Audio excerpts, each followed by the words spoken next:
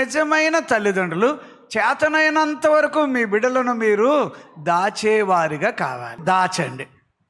గర్భంలో జాగ్రత్తగా దాచాలి, అట్లానే జన్మించిన తర్వాత కూడా దాచాలి. ఓ మంచి తల్లిదండ్రులు అయితే. అంతేగాని కొంతమంది మనకు ఒక దరిద్రం ఏంటంటే, ఎవడో వస్తాడు అప్పుడే రూమ్ లోపలికి ఎలాగ వస్తాడు, రాగానే ఈ పిల్లలు ఎవరి పిల్లలు అని అనగానే ఆడికే దరిద్రం వచ్చింది. కానీ ఏం పేరు బాబు అని అంటాడు, ఏం పేరు అమ్మ అంటాడు. ఈడేదో వస్తాదిలాగా వస్తాడు, శనిగొట్టాడు. అది గుర్తుపట్టకుండా ఆడు రావడం, చాయ్ చుక్క తాగే లోపల పేరేంటమ్మా అనగానే వీడికి ఏదో పెద్దంతా లిస్టు చదివినట్టు, ఏది వీడి బాబు ఎవడో వీడికి నేర్పినట్టు లిస్టు చదివేసి ఈ పిల్ల వల్ల మీకు ప్రమాదం, ప్రాణాపాయం ఉందని అంటాడు. ఏమంటే అలాగైతే ఏం చేయమంటారంటే, ఆ పిల్ల వల్ల నీకు ప్రమాదం ఉంది కాబట్టి పని చేస్తావా, తీసుకెళ్ళి ఎవరికైనా ఇచ్చేసే అంటాడు. ఇచ్చేసేయాలట. ఇట్లాంటి శనుగొట్టలు చాలామంది ఆయా ఇళ్ళకు వచ్చి, అందుకే మీకు తెలుసా చాలామంది దిక్కులేని పిల్లలు అని ఉంటారు చూడండి.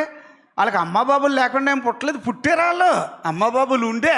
ఎవడో ఇలాంటి వాడు, ఎవడో దరిద్రుడు శనుగొట్టోడు లాంటి వాడు కొంపలకు వచ్చి ఈ పిల్లల వల్ల నీకు ప్రాణాపాయం, ఈ పిల్లల వల్ల లూస్ట్ అయిపోతావు, లాస్ అయిపోతావు, ఊస్టింగ్ అయిపోతావు, ఇలా బెదిరించి చెప్తారు చూసారా.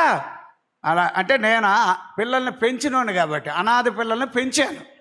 ఒక్కళ్ళిద్దరిని కాదు సార్, నేను దగ్గరగా చాలామందిని పెంచాను కాబట్టి పెంచిన పిల్లల గురించి లిస్ట్ రాస్తూ ఉంటారు, విషయాలు రాస్తూ ఉన్నప్పుడు ఒక్కోసారి చదివి నేను అనుకుంటాను, చచ్చా ఎంత దరిద్రంగా ఉంటుందా మానవుడి జీవితం అని అనిపించింది. ఏం లేదండి, పిల్లల్ని వదిలేసారు రోడ్డు మీద. ఆడికి అమ్మ లేక కాదు, బాబు లేక కాదు, పెంచడం చేతకాక కూడా కాదు. కాకపోతే ఎవడో వచ్చి చెబితే వీళ్ళుంటేనట ఆ కొంపలకి నష్టం అని చెప్పారట, అందుకని వదిలేశారట. ఏమోనమ్మా, ఎవరెవరో ఎలాగుంటారో మీలో ఎవరు కూడా అటువంటి వారు కాకూడదని నేను చెప్తున్నాను. ఆస్తులు పోతాయనో ఆస్తులు ఉంటాయనో ఈ కాదయ్యా, నీ బిడ్డలు మాత్రం నువ్వు పెంచడానికి మొట్టమొదట దాచు, నీ చేతుల కింద దాచిపెట్టుకో. దేవునికి స్తోత్రం.